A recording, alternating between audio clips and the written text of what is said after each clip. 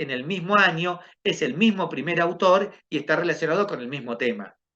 Entonces, en ese caso, entre paréntesis tendrás que poner primero, primer autor, segundo autor y recién ahí colaboradores y el año. ¿Está bien? Bueno, tienen que tener en cuenta, no tienen el problema en la tesina, que cuando son publicaciones, las revistas le dicen, ¿sí?, qué formato quieren para esa referencia bibliográfica. Y lo tienen que seguir al pie de la letra, incluso con los signos de puntuación y los espacios. ¿Está bien? ¿A qué me refiero? Por ejemplo, quizás va apellido, espacio inicial, punto, coma, próximo apellido, espacio, y así todo. Después tiene que ir el título del artículo, después tiene que ir la revista abreviada, después, bueno, eso se sigue, ¿sí? Y en las revistas científicas eso está claramente establecido. Y hay estilos que se siguen. ¿Está bien? Bueno, en general, en las tesinas y tesis, esto es más libre. Lo que sí es importante es que sea homogéneo y que todas las citas bibliográficas sigan, ¿sí?, el mismo esquema. No que en una pongan primero el año, después el título, primero el título, después el año. ¿Sí? Tienen que hacerlo de manera homogénea porque eso después facilita la búsqueda, ¿sí?, cuando uno quiere recurrir a la bibliografía. Bueno, también se puede contemplar en el plan de trabajo, ¿sí?, cuál va a ser el destino de los resultados obtenidos, cómo se van a difundir, ¿sí? Si esto va a ser destinado para una publicación en una revista científica internacional, en una nacional, si se va a tratar de un boletín, si se van con este material se lo va a difundir en alumnos de posgrado, en alumnos de grado, etcétera. Si se va a mandar los resultados principales a los medios de comunicación masiva, bueno, todo eso también se puede poner. Chicos, ¿hasta acá alguna duda? ¿Algo que quieran preguntar? ¿Comentarios? Es pesado, yo ya sé que es aburrido y es pesado, más viernes a esta hora, pero van a ver que después les es de utilidad. Bueno, miren, acá les traje ejemplos, lo vamos a pasar muy rápido, ¿sí?, de cómo escribir planes de investigación o planes de trabajo, ¿sí?, que sigan un formato determinado. Y tengo tres. Esto está establecido para los subsidios otorgados por la Universidad de Buenos Aires, los subsidios, uno del tipo de subsidios que otorga el CONICET y otro la Agencia Nacional de Promoción Científica y Tecnológica. Fíjense que cuando uno quiere solicitar un subsidio, ¿sí?, el plan de trabajo lo tiene que elaborar siguiendo determinadas pautas. Todos estos formatos tienen algunos aspectos en común. Obviamente, los principales que vimos los vamos a encontrar en todos, ¿sí?, pero van a ver que algunos tienen características particulares. Este es de la Universidad de Buenos Aires, es Ciencia y Técnica, o BACIT, eso quiere decir, ¿sí? Y fíjense que en el plan de investigación, ¿qué vamos a encontrar? El título del plan de investigación del proyecto, ¿sí?, nombre del director y codirectores, disciplina o área del proyecto, y acá en general hay un apartado donde hay una lista de las disciplinas, y eso es para poder ubicarlo en un área temática, ¿sí?, y poder mandarlo a evaluadores que estén capacitados, ¿sí?, o que sean especialistas en esa área. ¿Está bien? Estado actual del conocimiento sobre el tema. Vieron que a veces adquiere distintos nombres, pero más o menos es lo mismo. Es lo que habíamos visto como antecedentes, justificación, introducción, como lo quieran llamar. No solamente le ponen a veces, no siempre, un límite en la longitud, sino que fíjense que le da algunas pautas. Mediante las citas, comentarios de las mayores contribuciones en el tema específico publicadas por grupos distintos al propio, debe explicitarse el desarrollo acumulado del conocimiento sobre el tema. Se evalúa la profundidad del conocimiento que el director y grupo tienen acerca del tema que proponen encarar. Concretamente, la originalidad debe referenciarse mediante los interrogantes aún abiertos y relacionados con el proyecto en cada una de estas contribuciones, así como con las contribuciones publicadas de los investigadores del grupo de proyecto en el tema específico. Simplemente hay que poner los antecedentes, ¿sí?, publicados por otros autores, y también, si ustedes tienen resultados propios publicados, también incluirlos. Excepcionalmente, a veces se pueden poner resultados propios no publicados. ¿Está bien? Y se aclara, ¿sí?, en un estudio en paciente de tal naturaleza observamos tal y tal cosa. Datos no publicados. Pero esto tiene que ser excepcionalmente y muy poco. ¿Está bien? Esto es el formulario que les da la universidad para completar, ¿eh? Y están obligados a completar cada uno de estos ítems y respetar la longitud. Objetivos e hipótesis de la investigación. Fundamentalmente se deberá detallar el problema o situación de referencia en el que se desarrolla el proyecto o los interrogantes en el campo disciplinario a los que el proyecto se dirige. Se debe enunciar de manera clara las metas concretas a alcanzar en el marco del proyecto, indicando hipótesis o postulados o propuestas explicativas de la pregunta en estudio. ¿Sí? Cortito lo que venimos hablando hasta ahora. Metodología, describir según corresponda al tipo de proyecto, ¿sí? El diseño experimental, siempre hay que enunciar estudio observacional, estudio experimental, estudio prospectivo, retrospectivo. Así hay que poner el título, sí, ahí en este apartado hay que comenzar por decir qué tipo de estudio es el que vamos a llevar a cabo.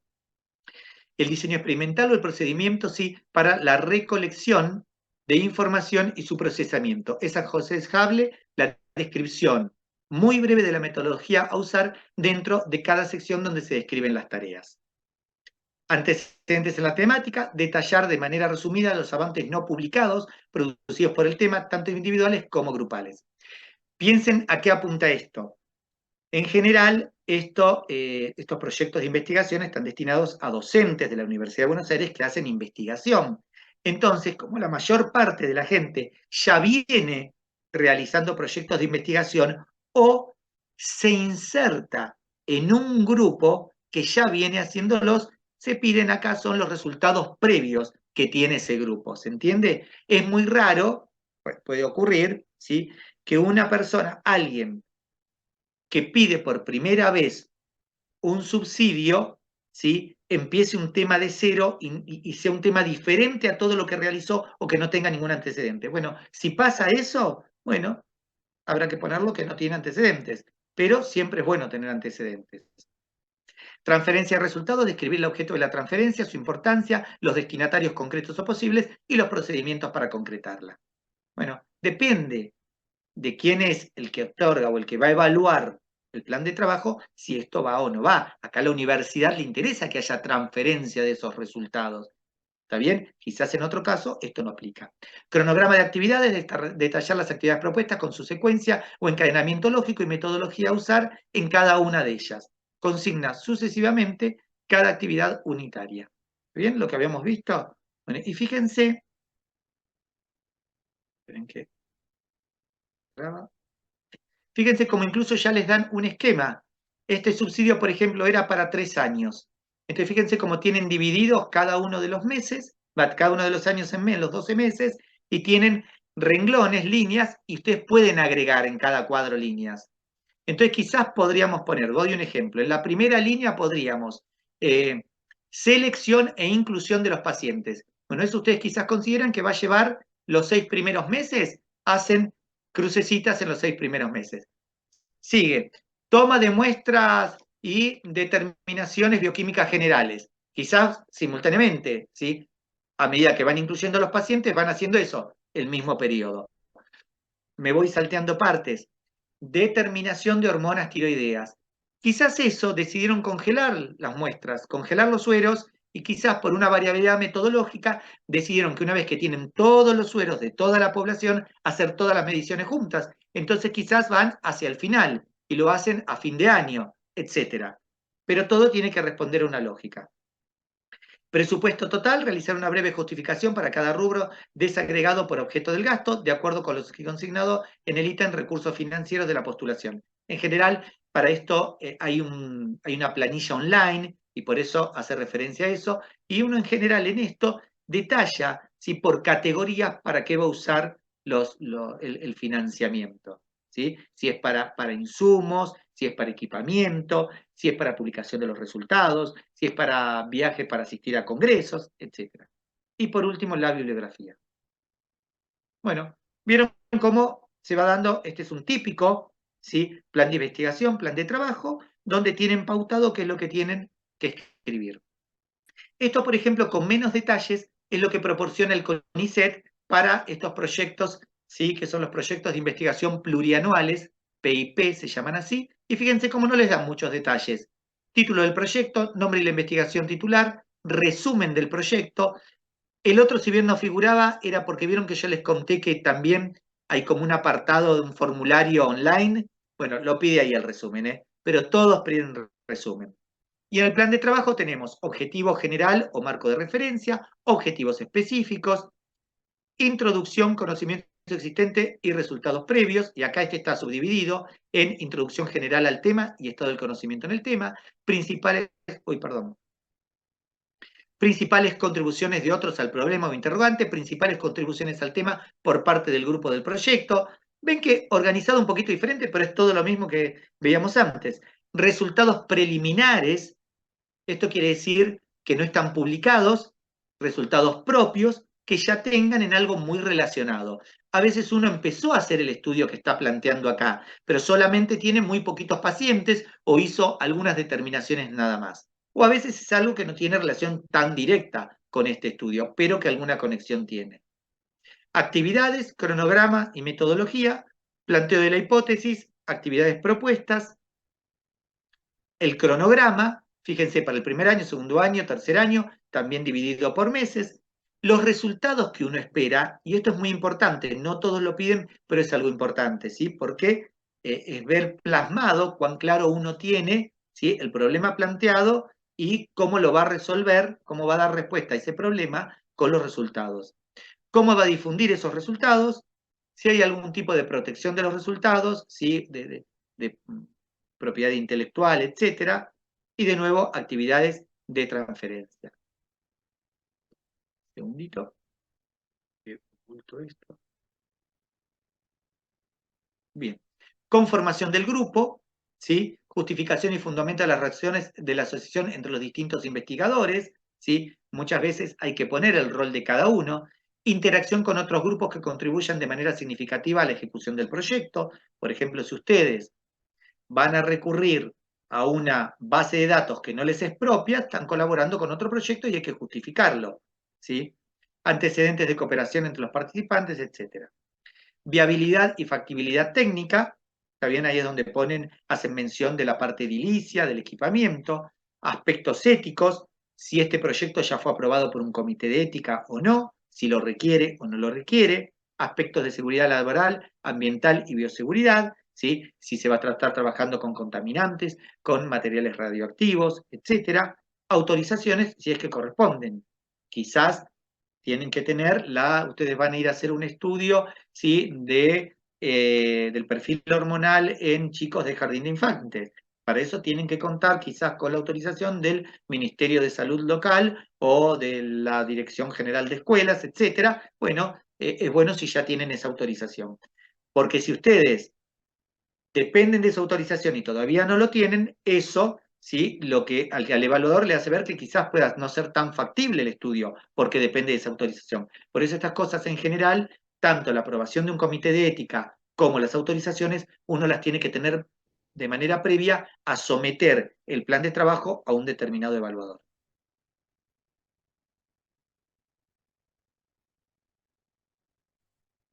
Frena.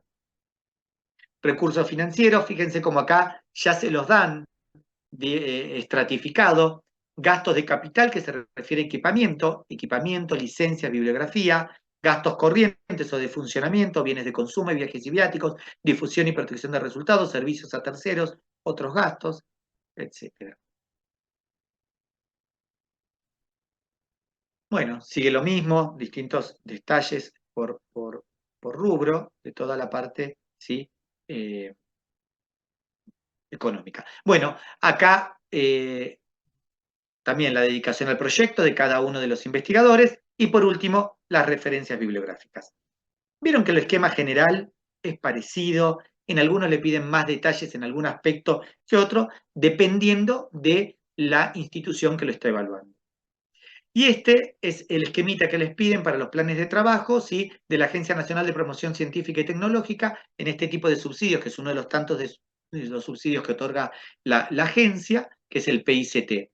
Investigador responsable, grupo colaborador, estratifican de distinta manera, ¿sí?, y como su nombre lo indica, va variando entre cada uno de ellos el grado de responsabilidad y de involucramiento que tienen con el proyecto.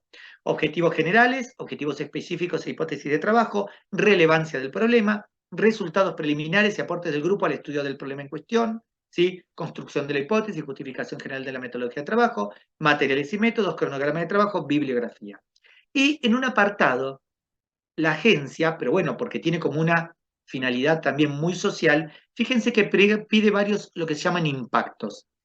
Impacto del proyecto sobre el sector socioeconómico y o sector productivo, impacto sobre las capacidades institucionales, impacto sobre las áreas disciplinares o campos de aplicación, salvaguarda ética y ambiental, esto sí lo tenían los otros, no los impactos, recursos de la institución beneficiaria, infraestructura y equipamiento existente, presupuesto. ¿Está bien, chicos? Bueno, vieron que los planes de trabajo, ¿sí? Tienen todo lo que mencionamos al principio, algunos son más estrictos en cómo los tienen que elaborar, otros menos estrictos, algunos le dan más pautas, otros menos pautas, y cada uno le da más importancia a lo que consideran.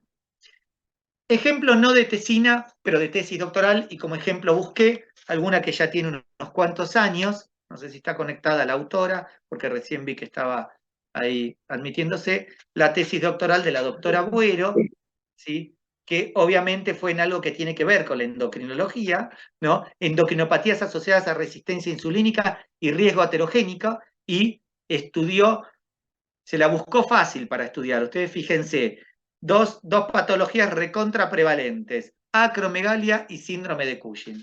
Así que ni les quiero contar lo que sufrió para, ¿sí?, el reclutamiento de los pacientes. Bueno, nada, simplemente como un ejemplo, acá tienen la carátula, con los datos que generalmente más o menos algunos deben figurar en una carátula, la institución en la cual está encuadrada, ¿sí?, en el caso de ustedes, la tesina de la carrera de especialización, el lugar de trabajo, de qué tipo de tesis se trata, el título de la tesis, quién es el tesista que la está realizando, quién es el director, si hubiese un codirector también debería figurar, y el año en que se realiza. Después hay distintas partes que pueden ser, ¿sí?, pueden estar o pueden no estar, lo deciden ustedes. Por ejemplo, una dedicatoria, ¿sí?, agradecimientos a toda la gente que de alguna manera ha colaborado, ¿sí?, para la realización de esa tesina. Puede ser que ha colaborado en lo económico o que los ha ayudado a llevar a cabo los experimentos o los análisis o los ha apoyado desde sus casas. Son los agradecimientos, ¿sí?, y son todos aspectos muy personales, que uno pone lo que quiere. Todas las abreviaturas se estila poner esto, porque además ustedes tengan en cuenta que muchas veces los evaluadores de las tesinas de ustedes tienen mayor o menor grado de especialización en el tema de la tesina.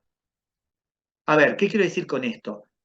Una tesina puede, sí, avanzar muy profundamente en un tema. Entonces, por más que el evaluador sea un especialista en endocrinología, ¿sí?, quizás no tiene un grado de especialización tan alto y no maneja todas las abreviaturas. Igualmente, algo muy importante, en todo escrito, toda abreviatura siempre tiene que estar aclarada la primera vez que aparece, aun si son abreviaturas muy conocidas.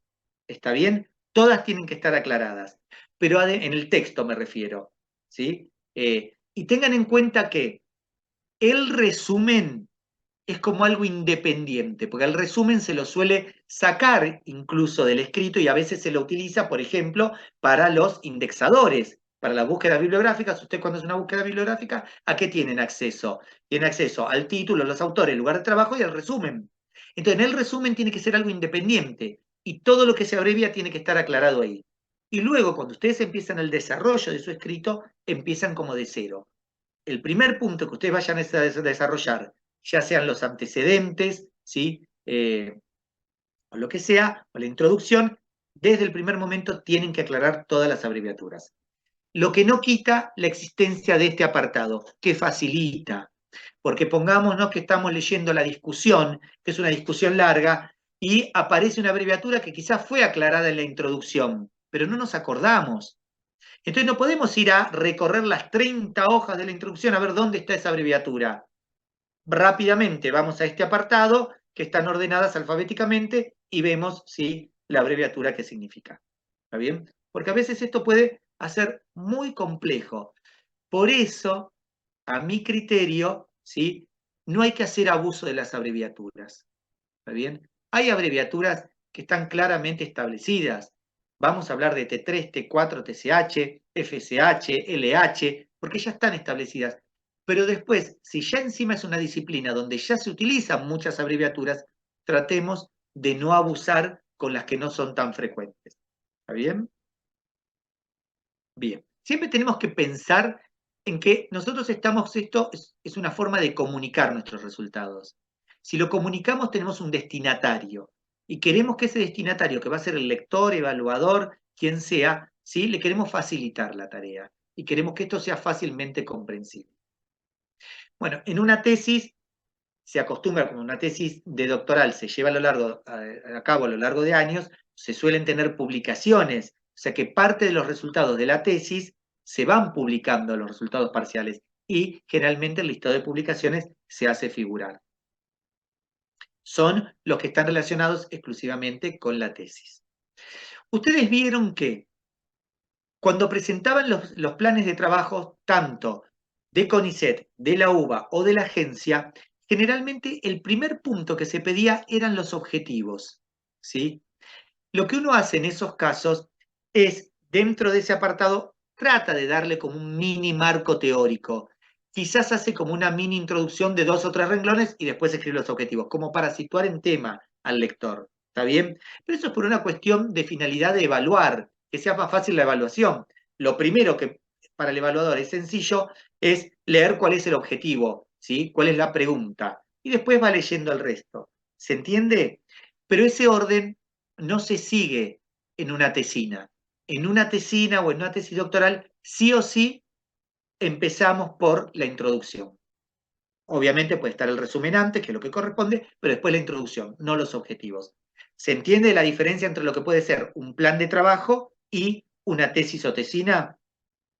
¿Está bien? De lo primero que ustedes van a tener, obviamente, después del título, después de los autores, lugar de trabajo, el resumen, pero van a tener, sí, la introducción. Bueno, perdón.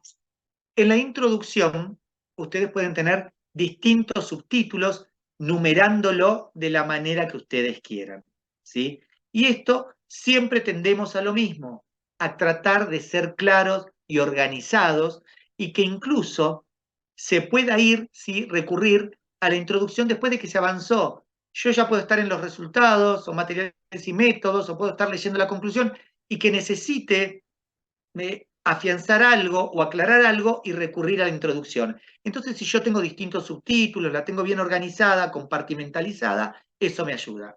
Fíjense, no se los voy a leer, no tiene sentido porque esto es muy específico, pero como hay una gran división, endocrinopatías asociadas a resistencia insulínica, y ahí tengo las dos grandes que abordó Laura, acromegalia y síndrome de Cushing. Y dentro de acromegalia, a su vez también, toda una serie, sí, de subtítulos. Bien, punto 2, la hipótesis, con todas las características que dijimos que tenía que tener. Los objetivos, general, que puede ser uno muy amplio, o dentro de un solo párrafo, numerar varios, pero no muchos, y después los específicos. Y fíjense, quizás no es aplicable a lo que puede ser una tesina, quizás sí, en una tesis doctoral, muchas veces se aborda el tema desde distintas perspectivas. Y eso puede reflejarse acá y para una comprensión mayor o más fácil, ¿sí? Hacerlo, subdividirlo. Por ejemplo, objetivos específicos en área metodológica, área preclínica y área clínica. ¿Se entiende? Porque tenía quizás algún objetivo de poner a puntos métodos o desarrollar métodos que después le iban a servir para llevar a cabo el proyecto. Y después tiene un área específica clínica donde estudió a los pacientes. ¿Sí? Bueno, un poquito de eso también se puede ver reflejado acá. Teníamos entonces toda la introducción o antecedentes, la hipótesis, los objetivos, generales y específicos siempre, materiales y métodos. De nuevo, fíjense que acá lo tiene como dividido en capítulos. Esto depende si es aplicable o no. La cuestión es facilitarle a ustedes la escritura y al lector la comprensión. También lo dividió en el área metodológica, en el área preclínica y en el área clínica. Y ahí tiene los apartados que mencionamos. Va a hablar de las muestras, ¿sí? Va a hablar de los métodos a utilizar, va a hablar de los reactivos, etc. Fíjense, si vamos específicamente a mirar los materiales y métodos en el área clínica, que quizás es lo que más se aproxima a lo que ustedes van a hacer, fíjense que tiene, primero habla, sí, evaluación de pacientes con acromegalia activa y síndrome de Cushing, sí, activo en comparación con controles, uno de los estudios que hizo. ¿Y qué puso en materiales y métodos en ese estudio? El diseño, ¿se acuerdan que habíamos dicho que claramente había que decir a qué diseño responde este estudio? Si era un estudio observacional o un estudio experimental, si era transversal o era longitudinal, si era prospectivo o era retrospectivo. Todo eso tiene que figurar. Los sujetos, que incluye pacientes y controles, ¿sí? A quienes vamos a estudiar. Y después todas las determinaciones que se hacen, ¿sí? Todos los métodos que vamos a aplicar, todas las variables que se van a estudiar y el análisis estadístico. ¿De qué manera y empleando qué métodos se van a analizar esos datos? ¿Está bien? Todo eso hay que especificarlo. Resultados, y ahí se muestran los resultados, y para los resultados, obviamente, y parte de los resultados que se pueden poner en el texto, podemos tener tablas y podemos tener figuras. Y las figuras pueden ser distintos tipos de figuras. Pueden ser, por ejemplo, gráficos de tortas, pueden ser figuras de barras, pueden ser cajas, ¿sí? Y bigotes, como a ustedes les parezca. Siempre hay que tratar de pensar cuál es la forma, ¿sí? Más gráfica, más informativa de mostrar los resultados. Y los resultados no se deben repetir. ¿Qué quiero decir? Si determinados resultados los incluyeron en una tabla, no pueden hacer figura de eso. ¿Está bien? Y si hicieron figura, no puede haber tabla. Y se pueden complementar de acuerdo a la importancia que ustedes les quieran dar, si les parece que es algo más visible, mejor de evaluar visualmente, harán un gráfico. Si no, lo incluirán en la tabla o quizás lo puedan incluir directamente en el texto. Lo que sí en el texto, siempre tendrán que ir comentando todos los resultados. Por ejemplo, la evaluación del perfil tiroideo mostró un aumento significativo de la TSH en los pacientes con hipotiroidismo subclínico en comparación con los controles. Y quizás eso lo mostraron en una figura, entre paréntesis, figura 1. Y muestran las barras, ¿sí? De la TSH en un grupo y en el otro, y muestran las diferencias significativas, etc. Fíjense cómo hicieron el comentario en el texto, lo refirieron a una figura, pero en el texto no copiaron los resultados. Si entre paréntesis hubiesen puesto los resultados con la media y su desvío estándar, o la mediana y su rango, lo que corresponda, o como lo decidan mostrar, y el grado de significancia, ya no hacen la figura o la tabla. ¿Está bien eso, chicos? No se preocupen que para todo esto igual los van a ir orientando. Y luego tenemos la discusión, que también está compartimentalizada. Ahí nuevamente acuérdense que en la discusión es donde integramos los hallazgos propios con resultados previos que tenga el grupo con la bibliografía. ¿Está bien? Con lo que está reportado en la bibliografía. Ya sea coincidente o contradictorio, pero siempre hay que tratar de ir sacando conclusiones. Conclusiones que van a ser parciales, porque después tenemos otro punto de conclusiones generales y las referencias bibliográficas. ¿Estamos bien hasta acá? ¿Sí? ¿Alguna duda, chicos? ¿Algo que quieran comentar, preguntar? Quedaron mudos, ya están agotados. Bueno, tienen bastante tiempo, como les decía doctora Boero, para desarrollar sus tesinas, ¿sí? Es importante que empiecen de a poquito, que empiecen a pensar primero cuál es la pregunta que ustedes se quieren formular, cuál es el tema sobre el cual la van a querer desarrollar, y que de a poquito empiecen a hacer un esbozo de ese plan de trabajo. Recuerden lo que habíamos dicho, ¿sí? Escribir el plan de trabajo no garantiza el éxito, pero no escribirlo, ni siquiera hacer un esbozo, un borrador, un esquema, como ustedes lo quieran, un flujo de ideas, ¿está bien? Algo les garantiza el fracaso. Y eso les va a permitir interactuar con las directoras, obviamente tienen mi mail, yo estoy en el mismo departamento, en el laboratorio de lípidos, si me quieren consultar, o a cualquiera de los docentes, que la mayor parte de los docentes que ustedes les dan en la carrera son especialistas en el tema, muchos son investigadores, ¿sí? Según el área que ustedes elijan de investigación, también les podrán consultar, ¿sí? Pero se los van a ir guiando. Pero está bueno que empiecen a pensarlo de a poquito, ¿sí? Así escribirán sus tesinas y muchas veces estas tesinas dan trabajos tan interesantes que los pueden publicar. Y yo como director de la revista Bioquímica y Patología Clínica, que es la revista de la Asociación Bioquímica Argentina, los invito a que manden después sus trabajos. Hemos tenido publicadas así en esta revista distintas tesinas que obviamente después, una vez escritas, hay que adecuarlas a lo que es una publicación científica, porque ya en principio las tesinas son demasiado extensas para una publicación. Hay que acortarlas, hay que acotarlas y hay que seguir las instrucciones. Pero hemos tenido de carrera de especialización muchas publicaciones, ¿sí? Y siempre tengan en cuenta que para esta revista o para cualquier revista nacional o internacional, siempre hay ¿sí? Lo que se llama el reglamento ¿sí? Para los autores. Y ahí está específicamente detallado cada uno de los apartados que tiene que tener ¿sí? La publicación, así como vimos que algunos de las instituciones que otorgan subsidios también describían sí detalladamente qué querían en cada apartado. Bueno, en el reglamento para los autores o instrucciones para los autores también está detallado, incluso con muchísimo más detalle de los que se suelen pedir cuando se escribe un plan de trabajo.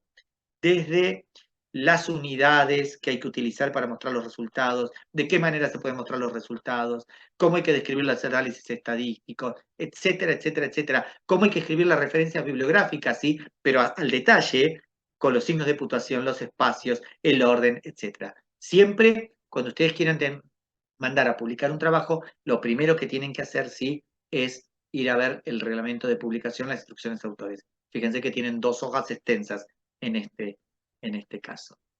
Bueno, espero haber sido de utilidad y espero que les sea de utilidad más que nada cuando se pongan a escribir la tesina. No sé si hay alguna duda, algo que quieran preguntar. Hola, sí, yo quería hacer una pregunta en relación a los directores de la tesis. ¿Cómo es digamos, cómo es el proceso para elegirlos? ¿Qué condiciones deberían tener? Si es uno, si son varios. ¿Doctora Boero está ahí o quiere que responda yo? Se fue. Bueno, en realidad, en general, tienen un solo director o tutor de la tesina, ¿sí? Y eso va a depender mucho en el área que ustedes lo quieren hacer y cómo lo quieren implementar y dónde lo van a hacer. ¿Está bien?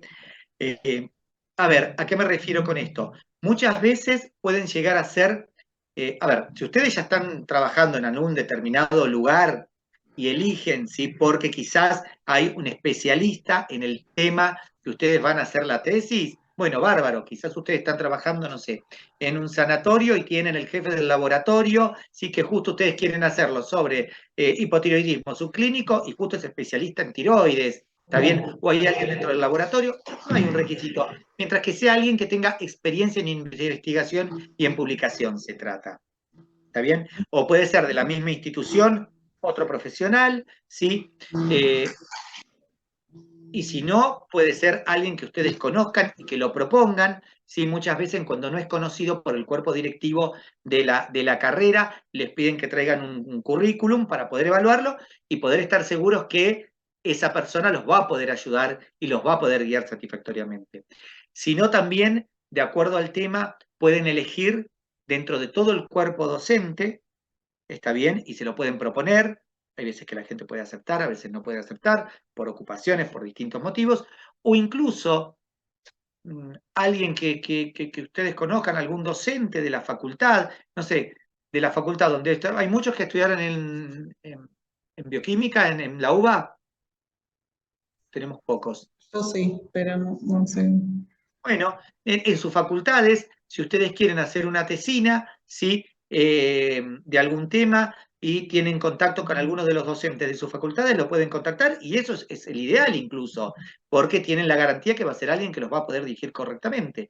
En el caso que vos estudiaste y decís, bueno, podría ser cualquiera de los docentes de área de endocrinología, o pues, si quizás a vos se te ocurre estudiar la relación entre alteraciones hematológicas de los pacientes con tiroiditis de Hashimoto. que ni siquiera sé si tiene alguna relación o no.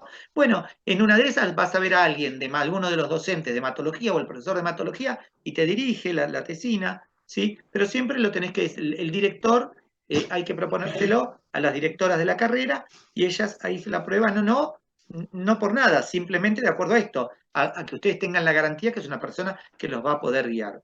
De hecho, yo he dirigido varias tesinas de la carrera de especialización, ¿sí? Obviamente, en mi caso, siempre relacionadas con la parte de lípidos y factores de riesgo de enfermedad cardiovascular, y algo relacionado con el tratamiento con las hormonas, con la endocrinología. Bueno, pero así dentro de las distintas especialidades, creo que en nuestro caso, en el Departamento de Bioquímica Clínica, todos los docentes, o la mayor parte, hemos estado involucrados en el desarrollo de tesinas.